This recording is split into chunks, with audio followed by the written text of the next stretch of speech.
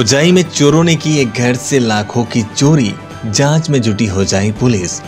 होजाई में चोरी की घटनाओं से आम जनता परेशान है। ताजा मामला होजाई के दक्षिण विद्यानगर की है, जहां संजीव देवनाथ के घर में चोरों ने हाथ साफ कर दिया। करीब 1,20,000 रुपए नकदी तथा गहने चोर ले गए।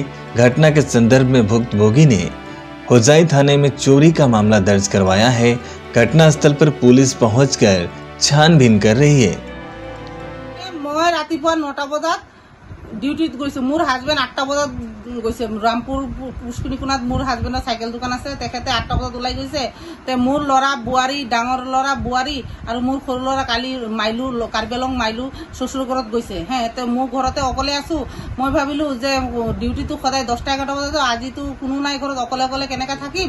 কৰিলো কি 9টা বজাতে গুচি গলো আজি ডিউটিত। মই সুভাষনগৰ আবুল খেৰ ডক্টৰ আছে যে সুভাষনগৰ, তাতে মই চাকৰি কৰো। তাতে মানে সৰু সুৰা চাকৰি এটা কৰো আৰু যেনে তেনে পোহপাল সংসাৰ দিব কাৰণে। তো তাতে মই গুচি গলো। তাৰপিছত দৰ্জা তালা মাৰি গৈ গুচি গলো। আৰু 7টা বজাত সাৰাদিন ডিউটি কৰি 7টা বজাত আহিছো। 7টা বজাত অহাৰ পাছত দেখিছো গেটখন খোলা। মোৰ দেখিবলৈ সন্দেহ লাগিছে। তাৰপিছত লাইটৰ চুইচটো বাহিৰত আছে, দিলো। দিয়াৰ পাছত দেখিলো কি তালাটো নাই দৰ্জাত। তালাটো নাথাকাৰ কাৰণে মই বোলে তালাটো কি হ'ল। সেই তালাটো দেখিছো মুচৰাই পেলাই ভাঙি থৈছে। তেতিয়া মই চিঞৰ বাখৰ লগাইছো। চিঞৰ বাখৰ লগাওঁতে ওচৰে পাছৰে মানুহ চব আহিলে। আহি পেলাই কি হ'ল মই বোলে এনেকে দৰ্জা খুলি ভিতৰত সোমালো। কোবাই পেলাই দেখিছো বিছনা এয়া চাক, বিছনা উলট পালট কৰি ঘৰৰ ভিতৰত 4-5টা গড্ৰেজ আছে, চব খুলি পেলাই 1,20,000 টকা আছিলে। মোৰ কেছ টকা আছিলে 500 টকাৰ বান্ডিল আছিলে 3টা। এটা কাগজৰ ভিতৰত সোমোৱা বান্ডিল আছিলে আৰু কি কয় 2টা বান্ডিল আছিলে হাত বেগৰ হেণ্ড বেগৰ ভিতৰতে। সেইটো আৰু এটা বেগৰ মাজত 20 টকীয়া নোটৰ 3টা বান্ডিল আছে 60,000 টকা। সেইটো লৈ গ'ল। মোৰ ডাঙৰ ল'ৰাৰ বিয়াত দিছিলে এই সোণাৰ কি কয় গলাৰ চেইন এটা, 1 ভৰি ওজনৰ চেইন এটা দিছিলে তাৰ শহুৰৰ পৰা, আৰু আঙুঠি দিছিলে এটা, আঠানি দি পেলাই আঙুঠি দিছিলে।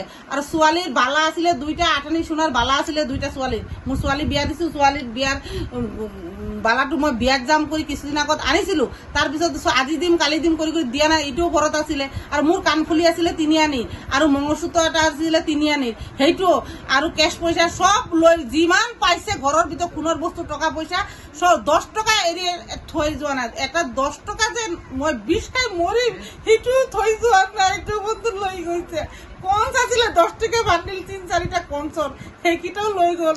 মই দুখীয়া মানুহ, যেনে তেনে কাম কৰি পোহপাল দিওঁ সংসাৰ। মোৰ হাজবেণ্ড বেমাৰ, ভাল নহয়, গা ভাল নহয়, বেমাৰ, কাম কাজ কৰিব নোৱাৰে।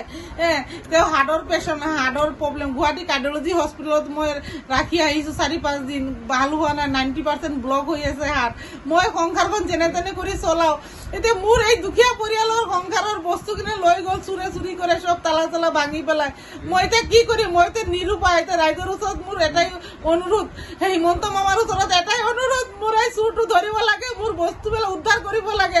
আৰু হোজাই আৰক্ষী থানাতো মই এজাহাৰ দিছো, মোৰ বস্তুবিলাক ওলাই দিব লাগে, ধৰিব লাগে। বস্তুটো চুৰ ধৰি পেলাই বস্তুবিলাক ওলাই দিব লাগে। মই ৰাইজৰ ওচৰত এইটোৱে প্ৰাৰ্থনা, মোৰ আৰু একো প্ৰাৰ্থনা নাই। এই জায়গাখনৰ নাম দক্ষিণ বিদ্যানগৰ শংকৰদেৱ ৰোডত সোমাই পেলাই হাতৰ বাওঁফালে 3 নম্বৰ ঘৰটোৱে মোৰ।